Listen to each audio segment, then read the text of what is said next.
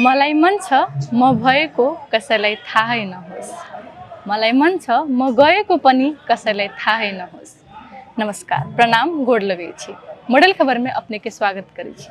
दर्शकबिन, ई जे शब्द सुनलिए, ई शब्द एकटा महान साहित्यकार जे कि एकटा वरिष्ठ कवि सेहो छथि, ओ कथाकार सेहो छथि, कलाकार सेहो छथि आ नाटककार सेहो छथि। हुनकर हरेक प्रश्न में एकेटा ई शब्द के सुनऽ के भेटत।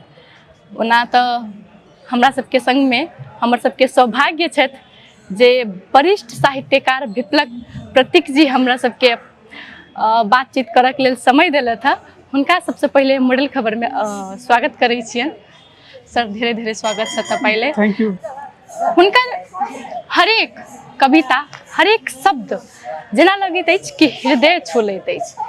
आब आई ओही विषय में हुनका से बातचीत करब। हुनकर जे एतेक ओ साहित्य रचै छथि, कविता लिखै छथि, हुनकर जे जीवन यात्रा छै ओही विषय में आई बातचीत करब। सर, तऽ पहले चाहिँ कहिलेदेखि सुरु गर्नुभयो साहित्य, कहिलेदेखि जोड्नुभयो यसमा? सबसे पहले आप सबको गोड़ लगै छी और प्रणाम करै छी संपूर्ण मिथिलावासी को। हम बुझै छी मैथिली बाजे में तनिक तकलीफ आ जते, तो नेपाली में जवाब दिएको छी। मैले सुरु गरेको चाहिँ टिनेजदेखि नै सुरु गरेको हो हैन। अनि धेरै वर्ष, 8 वर्ष 10 वर्ष प्र्याक्टिस गरिसकेपछि अनि त्यसपछि बल्ल मेरो पोइट्रीले चाहिँ एउटा फर्म भेटायो। त्यो तुरुन्तै हासिल भएको प्रतिभा होइन। हरेक चिज केही पनि तुरुन्तै हासिल हुँदैन, इट टेक्स टाइम। अनि मलाई जहाँसम्म जानकारी भएको छ कि तपाईको जुन नहारेको मान्छे छ नि, त्यहाँदेखि तपाईले के भन्छ एउटा वरिष्ठ कवि वा तपाईको कविता बढी परिचयमा आएको छ। हजुर, त्यो चाहिँ मेरो मैले त्यो टिनेजदेखि लेख्न थाले पनि मेरो धेरै वर्षपछि 2005 मा बल्ल एउटा नहारेको मान्छेको बुक निस्क्यो हैन। अनि मानिसहरूले चाहिँ मतलब त्यसलाई राम्रोसँगले एप्रिसिएट गरेको कारणले गर्दाखेरि मैले लेख्न छोडेको छैन। मलाई जहाँसम्म यो कुरा पनि जानकारी भएको छ कि तपाईँ एक्लै बस्न रुचाउनुहुन्छ, यो कहाँसम्म सत्य छ?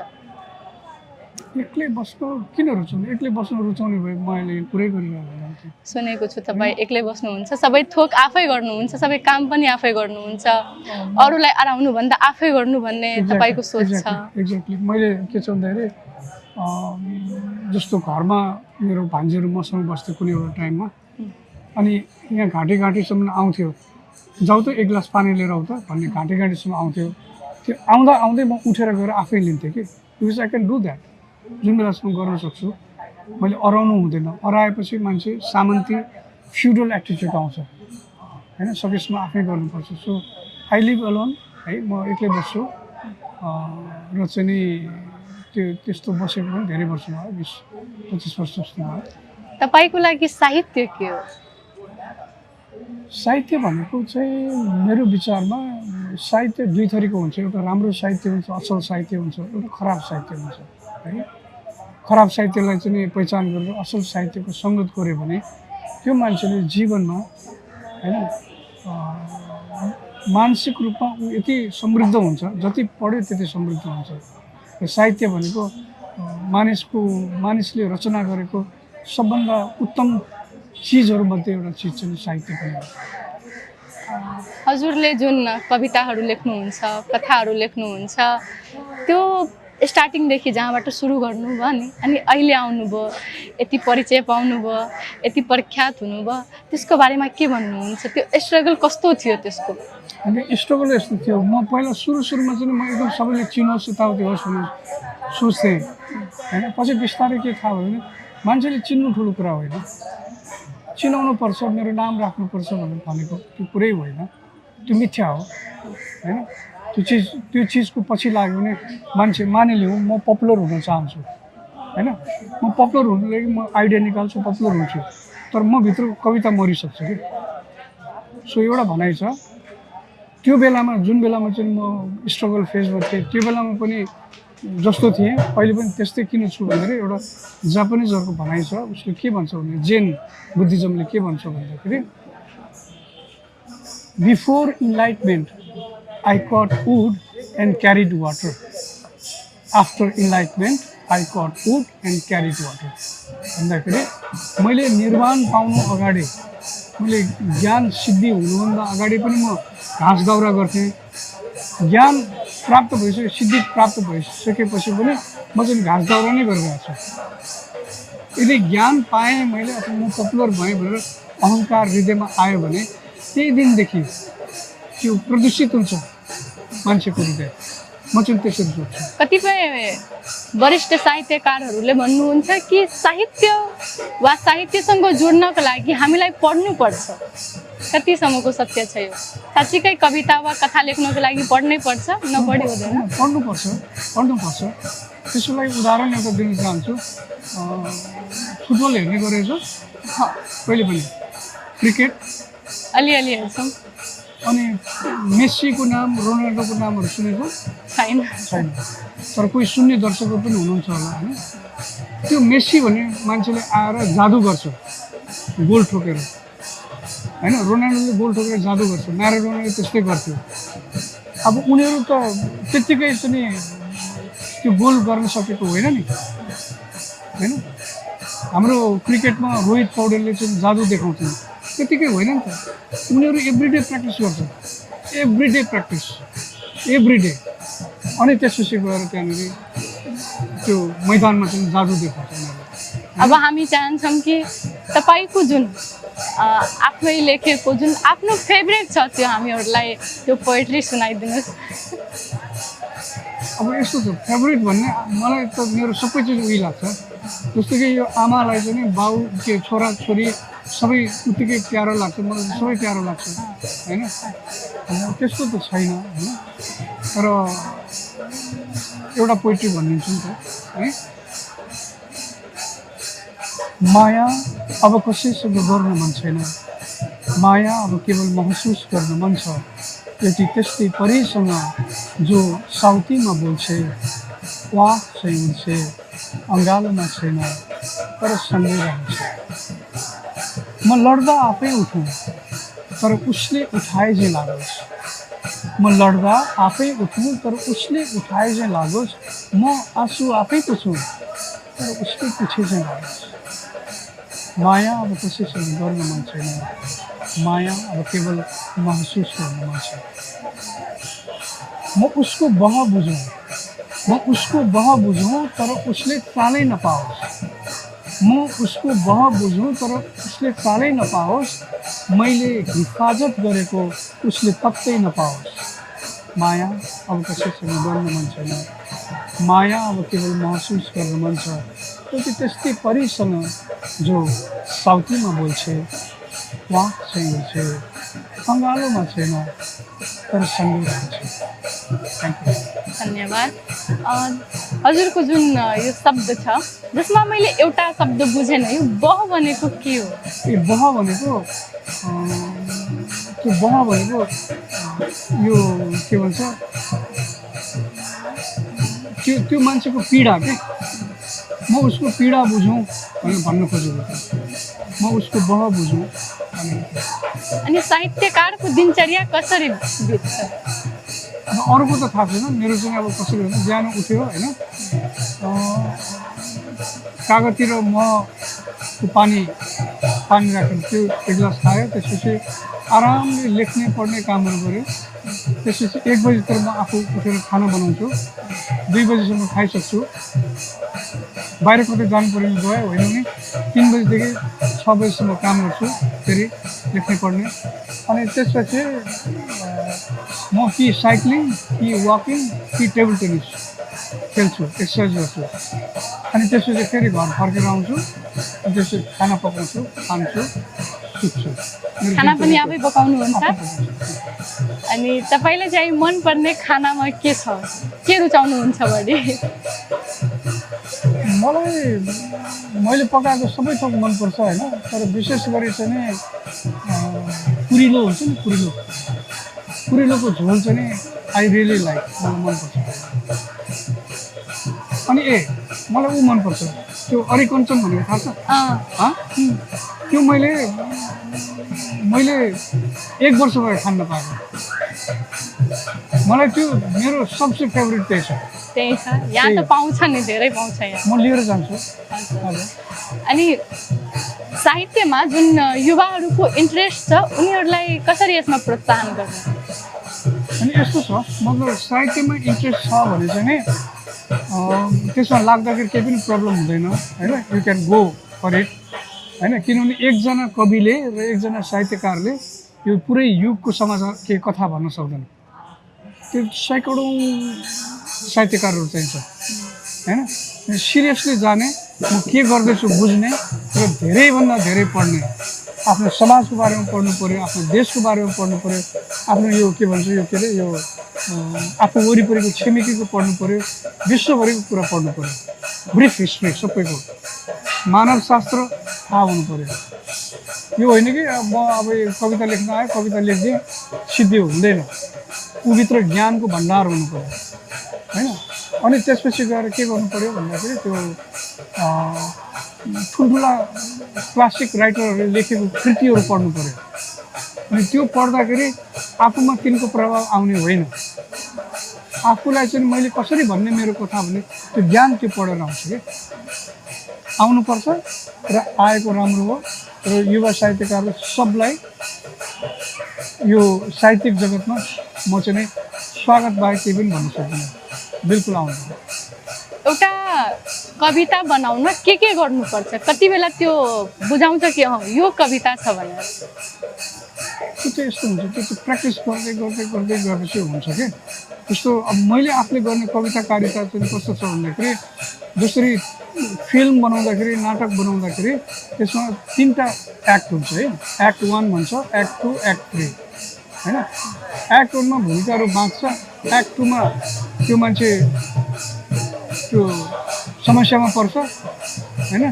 त्यसपछि एक्ट 3 मा त्यसको समाधान निस्किन्छ हैन यो पोइट्रीमा पनि मतलब के छ कसरी प्रेजेन्ट गर्ने पहिला प्रेजेन्ट गर्यो त्यसपछि त्यसमा त्यो अर्को किसिमको कसरी भन्न सकिन्छ त्यसलाई त्यो गर्यो त्यसपछि लास्टमा त्यसको एन्ड गर्यो भन्दाखेरि त्यो चाहिँ ठुल्ठुलो साहित्यकारले लेखेको पोइट्रीहरू पढेपछि थाहा हुन्छ कि यस्तो तरिका रहेछ हैन त्यो तरिका चाहिँ नि आफूले नोटिस गर्यो भने आफ्नो बेग्लै तरिकाको हुन्छ पछि उनीहरूको जस्तै हुन्छ तर त्यो सूत्र थाहा पाएपछि चाहिँ नि लेखिन्छ तर त्यसको लागि प्र्याक्टिस गर्नु पऱ्यो क्या एकदम प्र्याक्टिस गर्नु आफैलाई थाहा हुन्छ अब मेरो यो कविता भयो यो भएन भने आफैलाई पछि थाहा हुँदै जान्छ यो अर्काले भनेर हुँदैन अनि हजुरलाई चाहिँ धेरै जसो कार्यक्रमहरूमा निर्णायक मण्डलको रूपमा हेर्छौँ हामी कविता होस् या कथा होस् तपाईहरूले के आधारमा जज गर्नुहुन्छ कविता कथालाई अब त्यो कविता कथालाई जज गर्ने तरिका चाहिँ कस्तो हुन्छ भन्दाखेरि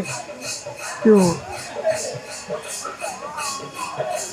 अब ऊ त परिष्कृत त भइसकेको छैन भन्दाखेरि उसको भाव कस्तो छ उसको कन्टेन्ट कस्तो छ हैन उसले त्यो के भन्छ त्यो लेखेको कुरा चाहिँ काव्यात्मक छ कि छैन त्यो सबै हेरेर निर्णय गर्ने कुरा हुन्छ हैन त्यो एउटा मात्रै चिज हेरेर अब मान्छे देख्यो राम्रो लाग्यो हुँदैन उसको पर्फर्मेन्स हेर्नु पर्यो हैन सबैको आधार जस्तै कि म पनि कविता लेख्छु कथा लेख्छु तर कहिलेकाहीँ यस्तो हुन्छ नि कि जति कोसिस गरे पनि लेखाउँदैन त्यति बेला के भएको हुन्छ त्यो यस्तो हुन्छ त्यो कुनै पनि चिज तुरुन्तै आउँदैन नि त होइन र होइन त्यसलाई टाइम लाग्छ कतिपय कुरा अनुभवले ल्याउँछ जस्तो अहिले जुन उमेरमा छ त्यो उमेरभन्दा 10 वर्ष पछि गइसकेपछि निश्चय पनि त्यो आइडिया त बढी हुन्छ नि होइन आइडिया अनुभव धेरै हुन्छ नि त्यो बेलामा कुनै बेलामा अहिले लेख्न नसकेको कविता चाहिँ नि त्यो बेलामा लेख्न सकिन्छ क्या त्यो बेलामा लेख्न सकिन्छ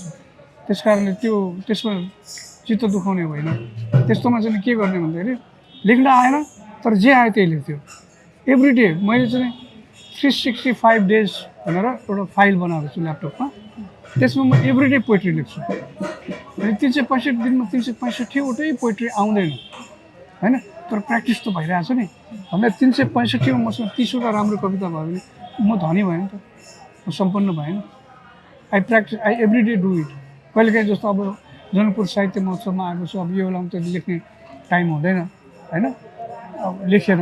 तर काठमाडौँ गइसकेपछि यहाँ 3 दिन नलेखेको कुरा चाहिँ फेरि 3 दिन नलेखेको त्यो फेरि त्यहाँ लेखेर 365 चाहिँ 365 नै पुर्याउनु हो क्या।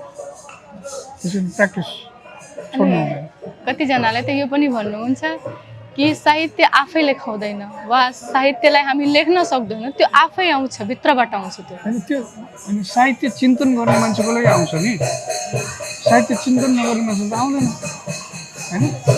साहित्य चिन्तन गरेर बसिरह्यो भने त्यो आफूले नलेखे पनि कुनै न कुनै बेलामा त्यो आफूबाट आउँछ क्या त्यो होइन। तर म लेख्छु आज भनेर यो अघि भनेको चाहिँ मैले त्यो अभ्यासको लागि भनेको होइन। तर साहित्य साधना गर्ने कुरामा चाहिँ के छ भने त्यो आफू साहित्य साधना गरिरहेको चिन्तन गरिरहेछ भनेपछि त्यो मान्छेलाई कुनै न कुनै बेलामा कुनै न कुनै बखतमा उसले जे लेख्नु त्यो कुरो त आउँछ नि। हामीले लेख्दैनौँ, हामीलाई लेखाइन्छ, कसले लेखाउँछ। अनि हजुरको चाहिँ एउटा महाभोज भनेर उपन्यास पनि छ है, त्यसको कन्टेन्ट चाहिँ के छ सर्टकटमा भन्नु? यस्तो महाभोज मेरो उपन्यास होइन। महाभोज हिन्दुस्तानको एकदम फेमस राइटर मन्नु भण्डारीले लेख्नु भएको उपन्यास हो। त्यसलाई पछि नाटक बनाएको थियो, त्यसलाई मैले अनुवाद गरेको थिएँ होइन। त्यो चाहिँ महाभोज चाहिँ त्यो चाहिँ नि प्रेस, पुलिस र पोलिटिक्समा कस्तो घिनलाग्दो त्यो अवस्था छ भन्ने कुरा देखाउन खोजेको थियो त्यो नाटकले। त्यो उपन्यास चाहिँ मेरो अभिजित भनेको छ, अभिजित उपन्यास हो। त्यसको चाहिँ के छ नि त्यो 80 वर्ष पुरानो बेलाको कहानी हो। त्यो 2046 सालमा गएर सिद्धिन्छ। त्यो नायकले चाहिँ काठमाडौँको मान्छे हुन्छ, तर ऊ चाहिँ यता यो सप्तरी सिरा यता मधेसमा आएर अनि त्यसपछि वीरगन्ज हुँदै फेरि काठमाडौँ फर्किन्छ होइन। भनेपछि मैले मधेसको ब्युटी र मेरो आफ्नो जन्मेको ठाउँको ब्युटी दुइटै त्यसमा देखाउने प्रयास गरेको छु।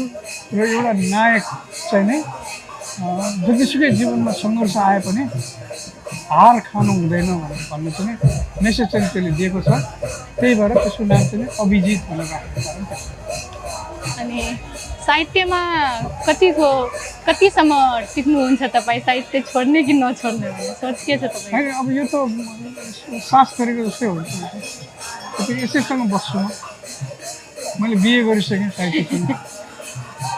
भनेको साहित्यलाई कुन नजरले हेर्नुहुन्छ तपाईँ? त्यो त मान्छेको लागि साहित्य भनेको एउटा कुरा भनिदिन्छु होइन। असल साहित्यले चाहिँ के गर्छ भन्दाखेरि एन्थ्रोपोलोजी म्हणजे मानव वंश, सोसियोलोजी सोसियल साइन्स समाज विज्ञान, मानव विज्ञान, वंश विज्ञान, त्यसपछि समाज विज्ञान, मनोविज्ञान, यो तिनटैको सम्मिश्रण हो साहित्य भनेको। त्यसकारण त्यो खेलाचीको कुरा होइन होइन। भने त्यो चिजले समाजलाई कुन देशको कुन भाषा बोल्ने को मान्छे कतिको समृद्ध छ भन्ने कुरा त्यो ठाउँको साहित्य पढ्यो भने थाहा हुन्छ। अब हामी अन्तमा आइसक्यौँ। हजुरको जुन म भएको कसैलाई थाहै नहोस् त्यो सुनाइदिनुहोस्, त्यसपछि हामी बिदा लिन्छौँ। मैले सुनाएन भने बिदा नलिने हो? नलिने त्यस्तो कहाँ हुन्छ। मलाई मनपर्ने सबैभन्दा तपाईँको त्यस्तो त सबै मनपर्छ होइन, तर यो अलि बढी नै मनपर्छ मलाई। Thank you. मलाई मन छ म भएको कसैलाई थाहै नहोस्, मलाई मन छ म गएको पनि कसैलाई थाहै नहोस्। म बन्न चाहन्छु पानीको निर्मल थोपा, जुन थोपाको मात्रै कुनै मूल्य छैन। म बन्न चाहन्छु हावाको शीतल झोक्का, जुन झोक्काको मात्रै कुनै अर्थ छैन। मलाई मन छ म भएको कसैलाई थाहै नहोस्, मलाई मन छ म गएको पनि कसैलाई थाहै नहोस्। म बन्न चाहन्छु जङ्गलमै ओइलिने फुल, म बन्न चाहन्छु जङ्गलमै ओइलिने फुल, जुन फुल कसैको अभिलेखमा छैन। म बन्न चाहन्छु त्यस्तो प्राचीन कला जुन आज कसैले सम्झेको छैन। मलाई मन छ म भएको कसैलाई थाहै नहोस्, मलाई मन छ म गएको पनि कसैलाई थाहै नहोस्। धेरै धेरै धन्यवाद। जना कि अपने सब इस शब्द सुन लिए जखन हम खास कऽ कऽ हिनकर कविता सुनैत रहै छी तऽ हम रहैत तऽ छी धरती पर मुदा लगैत नहि रहैए, किएक तऽ साहित्य एकटा एहन चीज छै आ खास कऽ कऽ कविता, जखन कविता सुनैत रहै छी तऽ लगैत रहैए कि प्रत्यक्ष हम ओ कविताके जे पात्र छी ओ हमही छी। तऽ सरके बहुत बहुत धन्यवाद देबनि कि हमरा अपन अमूल्य समय देलखिन। एखनके लेल हम शिवानी मिश्र विदा लै छी।